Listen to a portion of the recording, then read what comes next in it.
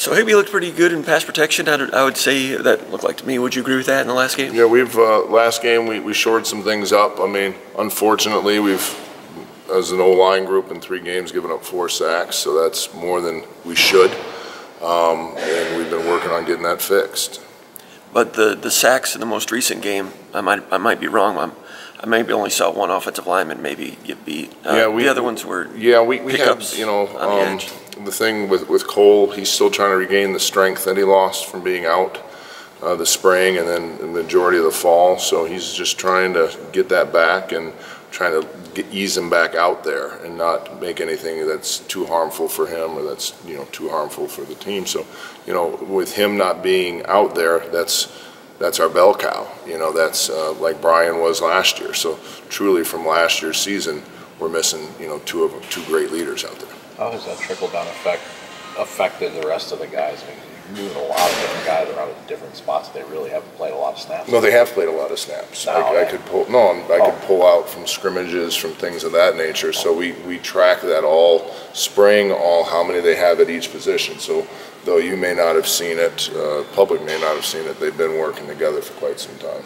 Is it finding that cohesion with guys going around? How difficult is that right now? Well, I mean, we don't have preseason games. We don't have, we have preseason scrimmages, and you see the animals out there, the run stoppers that we got. So, you don't, it's kind of that's why it seems like since we've been here, we just continue to climb the mountain, and then by the time it gets to November, we're clicking on all cylinders. Is that difficult the fine line between being frustrated with it and knowing that, okay, this is kind of how it usually goes, we'll slowly kind of get there? Yeah, I mean, it's because you want to, like any human being, especially in this generation that we're upbringing now, everybody wants now. Everybody wants that tweet to be good about them. Everybody wants that, that picture out there of them in the recruiting, facet of things. And, so it's a process. And being an offensive lineman, you toil away in your own little space, and then generally when something bad happens, when Lewerke throws that touchdown, they don't say, "Hey, did you see that great block by Silva?" You see and you celebrate those guys, and we just give each other high fives and continue working. And it's oftentimes with the offensive line, it's when bad things happen that we're noticed. But it's also in our nature to just kind of wipe it off and get back to work. For years, I won't make any excuses. I'm a Randy Walker, God rest his soul, thumb pointer. And so I've got to do a better job of leading these guys, from the sidelines and making sure and, going over each thing they see, each play, and as we go through the week, giving them that confidence. And that is something that, that left tackle is a key position in anybody's system. And, Tyler had been playing that since the spring, and this last week went out and had a great game. Would you see a little more comfortable for you at left guard, and I guess also the toughness that both him and Beadle showed kind of playing through their stuff? Yeah, he's more suited for the guard position. He always has been, and that's what our thought was. And he's through summer, through the fall camp, has been playing both guards, so he's able to do that.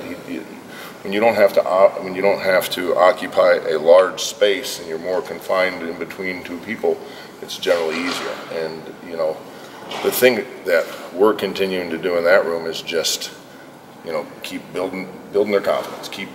It's this close. It's this close. But as we know, the game of inches, this close can seem like here to China. Sometimes. What have you seen from Blake that enabled him to go from walk-on to scholarship player in 2 years, less than 2 years? He leading up to the Utah State game where he played his first snaps, he had a really good week, and it was like something, I don't know if it was game week or what, but just something, going out there with being in the too deep, something just clicked in him. And then we had some guys dinged a little bit, and I said on the phones, "Hey, I'm going to put Blake in." And everybody's like, "Yep, absolutely. Put him in there. Throw him in there." And he responded. And I think it's just his want to. I think it's You know, he is, his dad was a Spartan, so this place was always very, very important to him. We gave him that chance that maybe other schools weren't, so he's going to put it all out there. So played his most snaps last week, and just continues to learn and continues to, you know, you need those game reps to learn. So he's going to play a lot of football for us. Do you think he got to this point quicker than you would have imagined initially when you brought him in? Yeah, he's absolutely quicker to this point than, you know, and a lot of times it's just things that we may not give enough credit to, you know, outside of, you know, these meeting rooms and stuff, is desire. You know, just, I may fall down, but I'm popping back up and I'm looking to go get somebody else. You know, like those little things he has, you know, tenfold. And what's his ceiling then? We'll see. Yeah, I'm interested to find out. What about Jordan Reed? I think he's one of the only guys that hasn't played multiple positions along that line. Jarvis, I think, even flipped to left guard to play. Yeah, Jordan's played both right and left. Okay. And he just seems to be right now, you know, more comfortable at the right, and he is, you know, he's really starting to understand that how you practice is how you play, and he's been out there just in practice, just in beast mode. So that's been a lot of fun to see, and it's been transferring into game mode. Is he a natural tackle for you then? You think? Yeah, like he's Campbell definitely he's a tackle. He's absolutely a tackle because, you know, shoot, if Doozer was still here, he probably would have already been stolen and put in a D tackle. You know what I mean? So thankfully, been able to keep him, and he's gotten over 200 snaps already on the season, and he's doing really well. Mark, will you tell us what stands out to you on CMU on their defense, please? Yeah, their front seven is very good. Better than you want him to be as an O-line coach. And you look at Fountain in the middle, you know, all MAC guy. This is his fourth year starting, and you know, I don't know how vocal he is, but he leads with his play, and he's a very physical linebacker. And you look across the board, they have a new starter in number 17, but he's flying around. I mean, he played a lot of their Delta package last year, so you see him in film from last year. So, and then their front four, you know, they fly around. They're solid. You know, we've got to come to work. And as we all know from being in this state, I mean, you know, there's 9 of those 11 that come from the state of Michigan, and you know, we knew a lot of them just through the recruiting and through watching film and things like that. So, you know, their goal is to come out and prove to us that we were wrong in letting them go up to Mount Pleasant. So, you know, that's a little added deal. So we've got to, you know, work hard from the get-go and, you know, do what we do. You know what it's like to play on that. You were a MAC guy. Yeah. Does that help you communicate to your guys? Absolutely. And, you know, the other thing, you know, about, you know, that is, you know, we haven't had a complete game yet. You know, we haven't, you think about this last game, and yeah, we won by 14, but there were, you know, 21 other points out there. And I'm sure the defense would say that there were 2 scores that they probably, you know, heck, that stop they had, it made them kick a field goal. That was unbelievable. So we're still looking for a complete game.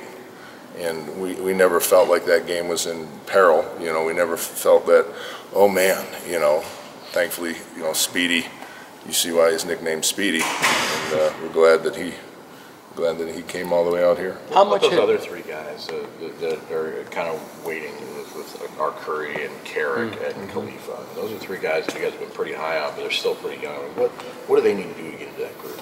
Well, first off, the amazing thing about AJ is because of his injuries and everything, he's truly classified as a redshirt freshman. Oh. So he has 3 years after this, which is pretty awesome to be able to continue to work with him for these next 3.5 years.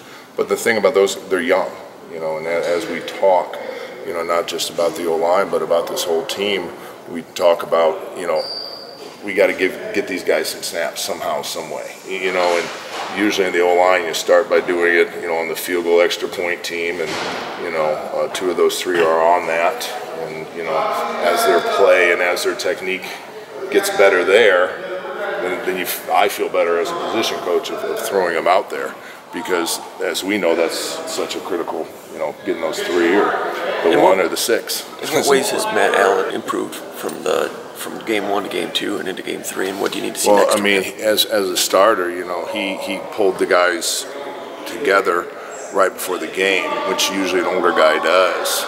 And he went in there, and it was like Jack. It was, you know, it wasn't like Brian, but it was like Jack, because Jack was a guy that, you know, for his entire time here had the whole picture in his mindset, where that took Brian a little bit, you know, middle child syndrome to develop that. And I have it, so I understand it. But once Brian did develop it, he became that leader that we know of from last year. And, you know, Matt, one of his teammates, actually said, Coach, that was so, on Monday, said, I don't know if you heard it, I don't know if you saw it, but I saw him do it. He said it was just like Jack Allen was back. He said it was awesome. Chuck, Treddy, and Paul all competed against Central last year. How has that helped? I granted, it's not Ohio State, it's not Michigan, but they did compete against them. How has that been beneficial this week? I think in the knowledge of the play, the players, I think in the knowledge of being able to say, this guy, you know, was doing this guy, hey, you know, or this scheme is susceptible to this, or this scheme is susceptible to that. And then the other thing, Shane, you know, we have Shane Graham, who was actually working up there, so that's been tremendous help as well. What about, I know the last one that Matt and I were talking about, Ryan Arnold, how did he pass Catholic? I mean, that's hard work. Hard work. That's going to benefit you guys, though, to have 2 experienced long. Yeah, it was just hard work, and I don't know. I mean, it's like the O-line position. You don't notice it until you notice it. And I mean, he's been laces out on all his field goals. He's been laces up on the punter. I mean, he's been lights out. It wasn't like Catholic performed poorly last year. Just you know, every job's open, and every job's, you know, each year you got to compete for it. And one went better than the other. You know, we chart all of it, and you know where the lace is, where's the location, and won it.